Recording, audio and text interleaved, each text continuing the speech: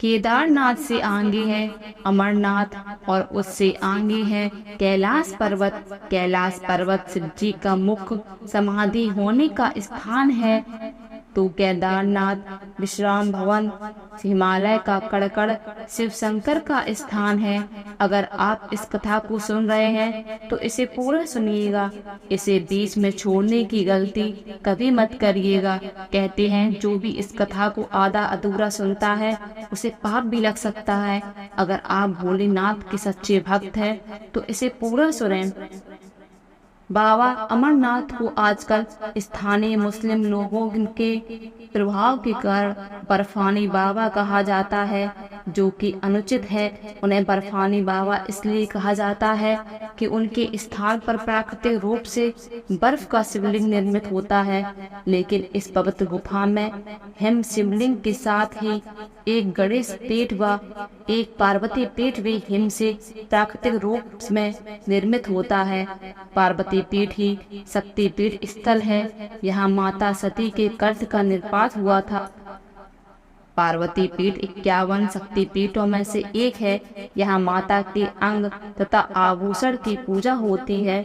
ऐसे बहुत से तीर्थ हैं जहाँ प्राचीन काल में सिर्फ साधु संत ही जाते थे और वहाँ जाकर वे तपस्या करते थे, लेकिन आजकल यात्रा सुविधा सुगम होने के कारण कैलाश पर्वत पर और मानसरोवर भी जाने लगा है हर एक व्यक्ति। ये वे स्थान है जो हिंदुओं के लिए सबसे महत्वपूर्ण है। अमरनाथ कथा।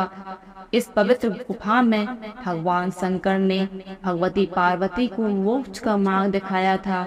इस तत्व ज्ञान को अमरनाथ के नाम से जाना जाता है, इसीलिए इस स्थान का नाम अमरनाथ पड़ा।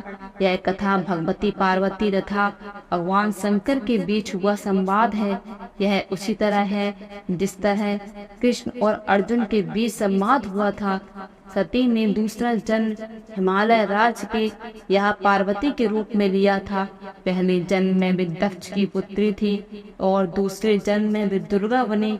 एक बार पार्वती जी ने शंकर जी से पूछा, मुझे यह बात बड़ा आश्चर्य लगती है कि आपके गले में नर मुंड की माला क्यों है।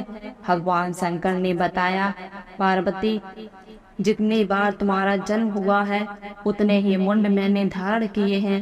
पार्वती बोली, मेरा शरीर नाशवान है, मृत्यु को प्राप्त होता है, परंतु आप अमर हैं, इसका कारण बताने का कष्ट करें।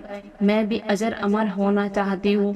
भगवान शंकर ने कहा, यह सब अमर कथा के कारण। यह सुनकर पार्वती ने शिव जी से कथा सुनने का आग्रह किया।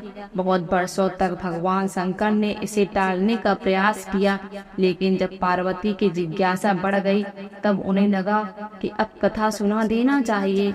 अब सवाल यह था कि अमर कथा सुनाते वक्त कोई अन्य जीव इस कथा को ना सुने, इसलिए भगवान शंकर 5 तत्वों पृथ्वी, जल, वायु, आकाश और अग्नि का परित्याग करके इन पर्वतमालाओं में पहुंच गए और अमरनाथ गुफा में भगवती पार्वती को अमर कथा सुनाने लगे।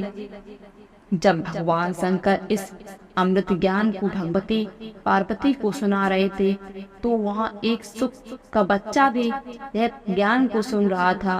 पार्वती कथा सुनने के बीच बीच में हुंकारा भरती थी। पार्वती को कथा सुनते सुनते नींद आ गई और उनकी जगह पर वहाँ बैठे एक सुख ने हुंकारी भरना प्रारंभ कर दिया।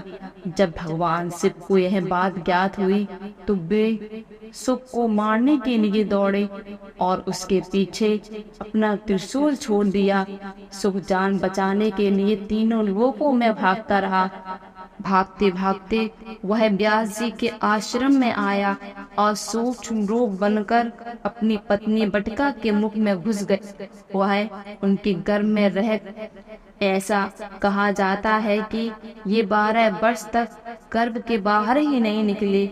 जब भगवान श्री कृष्ण ने स्वयं आकर इन्हें आश्वासन दिया कि बाहर निकलने पर तुम्हारे ऊपर माया का प्रभाव नहीं पड़ेगा, तभी ये गर्भ से बाहर निकले और व्यास जी के पुत्र कहलाए।